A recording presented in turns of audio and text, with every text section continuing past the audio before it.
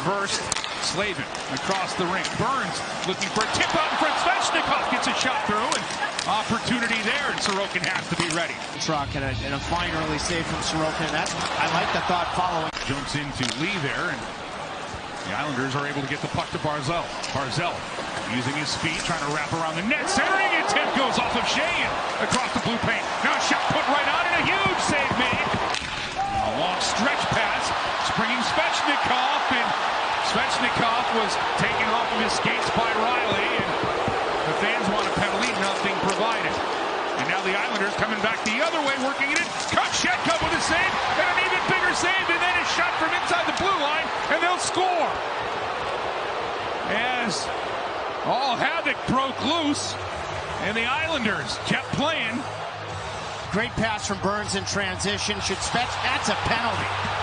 I mean, it might have even been the criteria for a penalty shot. The Islanders counter the other way. Kochetkov makes two excellent saves. There's no goalie interference here. So that's another thing I'm looking at. And the Islanders score on their third whack. That is a penalty to Svechnikov. For the Hurricanes, will take the draw. And there's one back. Orlov's able to chop it to Chatfield. Team cycling with it. Opportunity for Orlov out in front. Sorokin makes a save. Chip through, they'll score! Jarvis and Teravainen with some net front.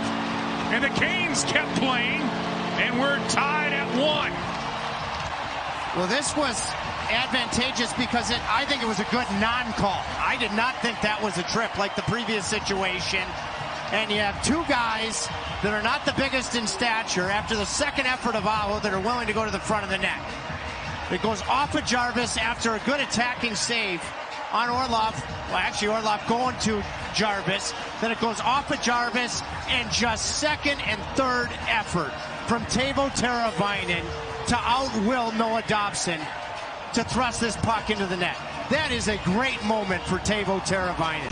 That's a difference between he and the previous coach, who has a long history with Barry Trotz. He wants him to get more involved in transition. And the Islanders with a draw, spinning shot, they'll score. Brock Nelson in the high slot, just let it fly, and it beats Kochetkov. And the Islanders get the lead back. Second time that the Islanders have activated their centerman after a one draw.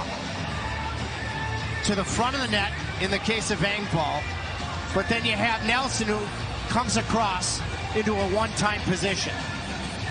So he makes the shot available, and the face-off guy, Engvall, goes to the front of the net. He's boxed out by Jack Drury, but it's a perfect screen. We'll try to go cross corner. Knocked down out in front by Bolduc, the rookie. He'll get it to Barzal. And that Barzal wheeling through the middle of the ring. They'll change it to the lead back for Dobson, and it'll get past Kochetkov. The Canes netminder got a piece, and it rolled over and crossed the goal line, and the Islanders have a 3-1 lead. Former Vancouver Canuck Bo Horvat have developed the chemistry that was desired when the deal was made.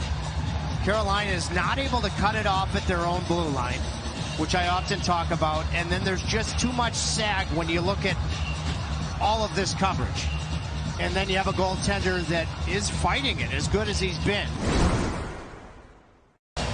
Seth Jarvis will line up against J.G. Pajot. You have to be alert against this Islander penalty-killing team, though. Holmstrom has 5 shorthanded goals. Now Svechnikov in the bumper position, but he gets across. They score! Sebastian Aho on the power play. And Carolina has cut into the Islanders' lead. It's 3-2. With his skate, winning the face-off on Pajot. Then watch the puck retrieval that Svechnikov had when he didn't handle it cleanly. Bunting didn't panic, was going to fire the puck, wasn't able to do so because of the stick coming from behind from Pajot, and made a better play to Aho. After Aho got booted from the face-off, for Jarvis to win that draw with his skate set a whole positive power play chain reaction. Leaning across, trying to make a play is Riley. He's knocked off of his skates by Shea. The Canes can turn this one up. Natchez. He's got Svechnikov. He shoots. He rings the post. He could have delivered a good thunderous hit on Nelson. You spent a lot of time in your own end. Now Burns will lose it to Lee.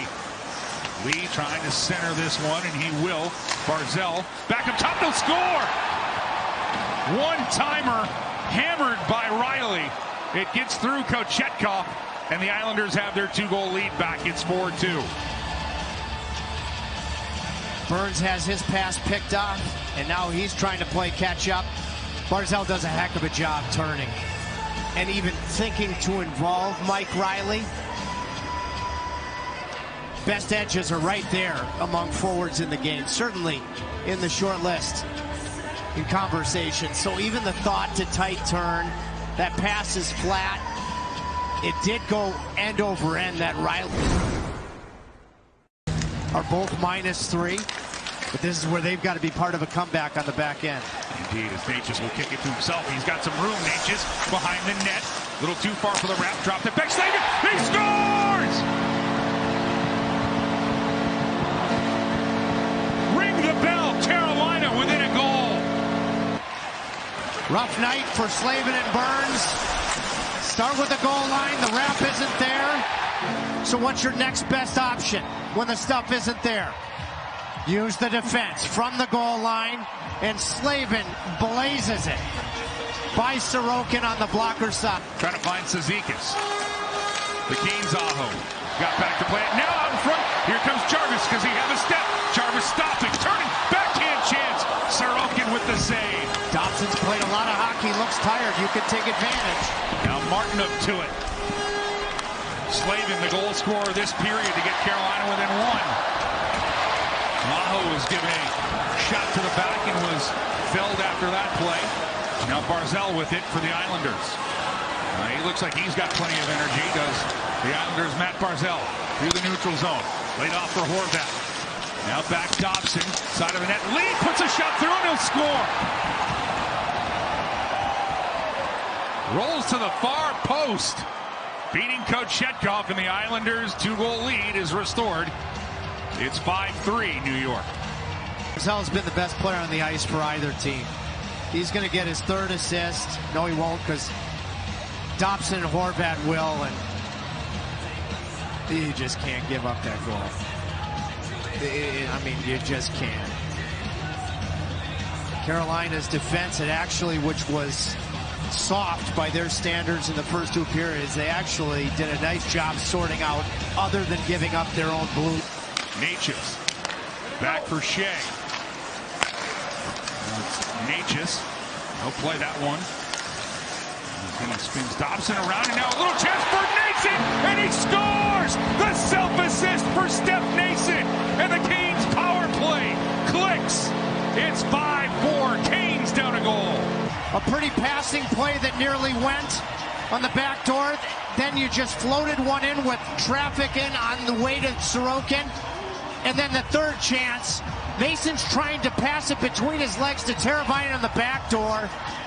Romanov makes a good play, but Nason quickly pounces on the puck and beats Sorokin on the short side. Puck was on edge. Back up top, Natchez's shot will be blocked, and Pajot gets to it. And the Islanders failed to get it in deep. Good play by Burns. Kotkaniemi with some speed. Drop back. Svechnikov out in front. Sorokin makes the first. Stahl wins it clean. Back to Burns. Burns tries to get it to the slot. Tied up by Palmieri. 1 second left. Pajot sends it the length of the ice.